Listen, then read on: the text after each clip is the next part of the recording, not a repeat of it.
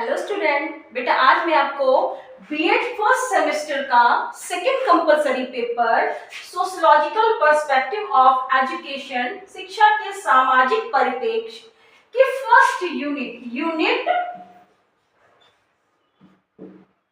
Unit first का एक chapter शैक्षिक समाजशास्त्र के विषय में अध्ययन कराने जा रही हूँ। बेटा इसके पहली क्लास में आप लोगों ने इसका अर्थ, परिभाषा इत्यादि के विषय में अध्ययन किया। आज मैं आपको बताने जा रही हूँ शैक्षिक समाजशास्त्र का शिक्षा पर क्या प्रभाव पड़ता है। शैक्षिक समाजशास्त्र के विषय में इसकी पहली क्लास में मैं बता चुकी हूँ कि शैक्षिक समाजशास्त्र की वो शाखा है जिसमें सामाजिक संबंधों इत्यादि विभिन्न कारकों का विश्लेषण किया जाता है। इसमें व्यक्ति और समाज के संबंधों का अध्ययन किया जाता है। शिक्षा इसमें क्या भूमिका अदा करती है? शिक्षा इन सभी को एक नया आकार देती है। तो अब हम बात करते हैं कि शैक्षिक समाजशास्त्र के जनक कौन थे।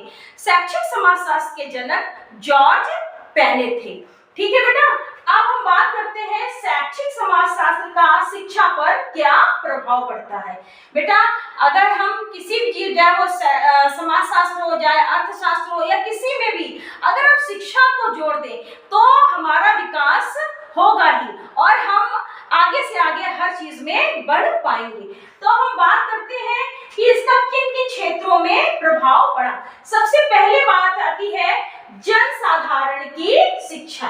जनसाधारण की शिक्षा मतलब कि शैक्षिक समाजशास्त्र के अंतर्गत जनसाधारण की शिक्षा पर प्रभाव पड़ा गया। इसके परिणाम स्वरूप यहाँ पर सार्वजनिक स्कूल, कौन से स्कूल?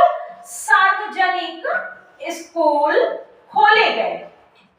बेटा अगर हम प्राचीन काल की अगर हम बात करें तो प्राचीन काल से ही ये सार्वजनिक स्कूलों की बात चली आ रही है।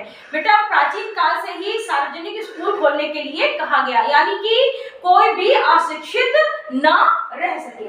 अगले नंबर में सेकंड नंबर में आता है शिक्षा प्रबंधन, मतलब कि शिक्षा के प्रबंधन के लिए कौन कौन से ऐसे कार्य किए गए। बेटा इसके लिए मोनोटोरियल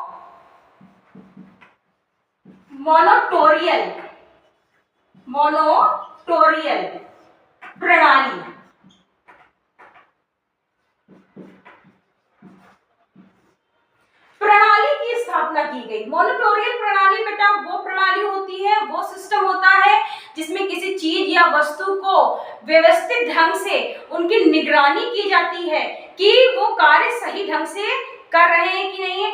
उनसे ज्यादा शिक्षित या उनसे ज्यादा ज्ञानवर्धक जो भी होता है वो उनका पर्यवेक्षण करता है और उनमें जो भी सुधार की आवश्यकता होती है वो उनके बारे में बताता है। तो हमारे शिक्षा प्रबंधन ने मोनटोरियल प्रणाली की भी स्थापना किया कि समय समय पर शिक्षकों की या भी जो भी संस्था है उसकी जांच हो सके, उनकी क्वालिटी के बारे में जाना जा सके। अगले नंबर में आता है, तीसरे नंबर में आता है सार्वजनिक शिक्षा। सार्वजनिक शिक्षा अर्थात धर्म से अलग शिक्षा, धर्म से अलग शिक्षा। सार्वजनिक शिक्षा की बात करी गई कि सार्वजनिक शिक्षा देने में कोई भी धर्म आड़े न आए, मतलब कि चाहे वो किसी जाति वर्ग इत्यादि का बालक और बालिका हो उसके लिए शिक्षा की व्यवस्था की गई। 1910 में जब गोपाल कृष्ण गोखले कमीशन आया था तब 6 से 14 वर्ष के बालक और बालिकाओं के लिए निःशुल्क और अनिवार्य शिक्षा की व्यवस्था की गई। इसके बाद बहुत सारे ऐसे आर्टिकल्स वगैरह आए, राइट टू एजुकेशन आया, सर्व शिक्षा अभियान, मिड डे मील इत्यादि बहुत सारे ऐसे आए जिनके उद्देश्य वही थे 6 से 14 वर्ष के बालक और बालिकाओं की शिक्षा की व्यवस्था करने के लिए। अनुच्छेद 45 में सबसे पहले अनुच्छेद 45 में 6 से 14 वर्ष के बालक और बालिकाओं के लिए कहा गया। अब 2002 में 86वें संशोधन में इसको संशोधित करने के बाद 21 का में 6 से 14 वर्ष के बालक और बालिकाओं की शिक्षा के लिए कहा गया, अर्थात कोई भी धर्म आड़े नहीं आएगा, सभी को सार्वजनिक शिक्षा दी जाएगी। अगले नंबर में फोर्थ नंबर में आता है शिक्षा का व्यवसायीकरण। मतलब कि शिक्षा का व्यवसायीकरण। शिक्षा में जैसे कि 1937 में वर्धा योजना आई थी, उन्होंने महात्मा गांधी जी ने कहा था कि हस्त निर्मित शिक्षा क्यों देनी चाहिए, ताकि बच्चे अपना जीविकोपार्जन उन सारी चीजों को सीखकर कर सके। तो इसमें कहा गया शिक्षा का व्यवसायीकरण। इसमें तकनीकी विद्यालयों की स्थापना पर जोर दिया गया। ये कहा गया कि बच्चों को टेक्निकल कॉलेज के माध्यम से व्यावसायिक शिक्षा दी जाए, ताकि बच्चे अपना जीविकोपार्जन सही ढंग से कर सके। अच्छा, अगले नंबर में ना 5th नंबर में आता है कि शिक्षा को बढ़ावा देने के लिए कहा गया कि शिक्षा को बढ़ावा दिया जाए, चाहे वो कोई भी क्षेत्र हो, चाहे वो किसी भी जाति वर्ग इत्यादि का बालक और बालिका हो, उनकी शिक्षा को बढ़ावा दिया जाने की बात है इसमें की गई। शिक्षा को बढ़ावा दिया गया। शिक्षा, इसके अलावा बेटा 1986 में ये कहा गया कि बाल जो है, मतलब जो बालक है, बाल शिक्षा को बढ़ावा दिया गया। ये कहा गया कि जो भी 14 वर्ष से कम बालक और बालिका हैं, उनको मजदूरी नहीं करना है, उन सभी को शिक्षा के अवसर देने के लिए कहा गया। तो बेटा ये बाल शिक्षा को बढ़ावा देने के लिए 1986 में बाल मजदूरी एक्ट, बाल मजदूरी एक्ट पारित किया गया, जिसमें 14 वर्ष से कम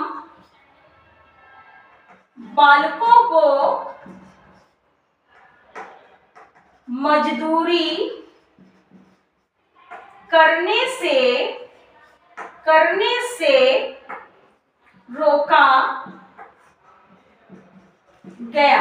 मतलब कि 14 वर्ष के जो भी बालक और बालिका हैं, उनको अगर कहीं वो मजदूरी कर रहे हैं तो उनको मजदूरी करवाना दंडनीय अपराध है। ये 1986 में जब बाल मजदूरी एक्ट आया था, तब ये कहा गया। सबको शिक्षा के समान अवसर दिए जाने की बात की गई। अब बेटा अगले नंबर में आता है संस्कृति संरक्षण।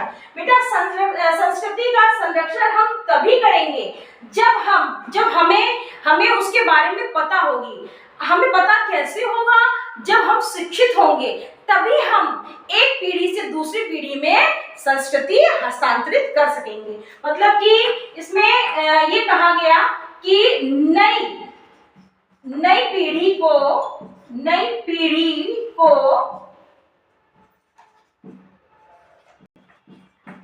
शिक्षित करने के लिए कहा गया। ये कहा गया कि हम अपनी संस्कृति का हस्तांतरण तभी कर पाएंगे जब हमें उसके बारे में नॉलेज होगा, ज्ञान होगा। ज्ञान जब होगा जब हम शिक्षित होंगे, तभी हम अपनी संस्कृति का हस्तांतरण एक पीढ़ी से दूसरी पीढ़ी में कर पाएंगे। अगले नंबर में आता है शिक्षा के अधिकांश क्षेत्र को बढ़ावा। शिक्षा के अधिकांश क्षेत्र, चाहे वो जनतांत्रिक हो, जनतांत्रिक,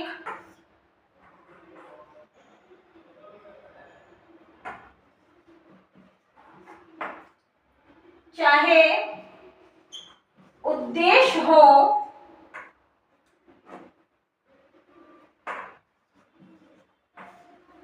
चाहे वो सिद्धांत हो, चाहे वो वैल्यू एजुकेशन हो, मूल्य शिक्षा, ये सारी चीज तभी सही ढंग से विकसित हो सकती है जब हमें शिक्षा का ज्ञान हो। चाहे वो पाठ्यक्रम के सिद्धांत हो, पाठ्यक्रम के सिद्धांत, मतलब कि शिक्षा खाली एक क्षेत्र तक ही सीमित नहीं है, वो कोई भी क्षेत्र हो, चाहे वो जनतांत्रिक हो, चाहे वो उद्देश्य हो, मतलब कि सामाजिक उद्देश्य हो, या मूल्य शिक्षा हो, वैल्यू एजुकेशन हो, या पाठ्यक्रम के सिद्धांत हो, कोई भी क्षेत्र हो, उससे शिक्षा को अछूती न रखा जाए। अगले नंबर में 8 नंबर में आता है शिक्षा का प्रसार प्रत्येक वर्ग में। शिक्षा का प्रसार प्रत्येक वर्ग में हो, चाहे वो धनी वर्ग हो, धनी वर्ग, चाहे अमीर, चाहे वो बालक हो या बालिका, चाहे वो धनी वर्ग हो या अमीर वर्ग हो या बालक हो या बालिका, वो कोई भी वर्ग हो, सभी को शिक्षा के बारे में बताया जाए और शिक्षा के प्रसार को बढ़ावा दिया जाए, क्योंकि जब हमारा पूरा देश शिक्षित होगा तभी हम विकसित अवस्था में जा पाएंगे। तो शिक्षा के जरिए बेटा हम सर्वांगीण अपना विकास कर पाते हैं, चाहे वो कोई भी क्षेत्र हो, चाहे वो आर्थिक क्षेत्र हो, चाहे वो सामाजिक क्षेत्र हो, चाहे वो चारित्रिक क्षेत्र हो या व्यवसायिक हो, किसी भी क्षेत्र में अगर हमें उन्नति पानी है तो हम शिक्षा के जरिए ही प्राप्त कर सकते हैं। तो समाजशास्त्र में शिक्षा का महत्वपूर्ण स्थान है। हाँ, ये कहना हमारे लिए अतिशयोक्ति नहीं होगी कि दोनों एक दूसरे के पूरक हैं, एक दूसरे का काम दोनों के बिना नहीं चल सकता है। तो बेटा ये थे शैक्षिक समाजशास्त्र का शिक्षा पर प्रभाव, जिसमें सबसे पहले नंबर था जनसाधारण की शिक्षा, दूसरे में शिक्षा प्रबंधन, तीसरे में सार्वजनिक शिक्षा, चौथे में शिक्षा का व्यवसायीकरण, पांचवें में बाल शिक्षा को बढ़ावा, 6 नंबर में संस्कृति संरक्षण, 7th में शिक्षा के अधिकांश क्षेत्र को बढ़ावा, 8th में शिक्षा का प्रसार प्रत्येक वर्ग में। अर्थात इन सारे प्रभावों से ही हम पूरे अगर ये सारे प्रभाव व्याप्त होंगे तो शिक्षा उसी दशा में अग्रसर होगी और आगे बढ़ेगी। अगली क्लास में नेक्स्ट टर्न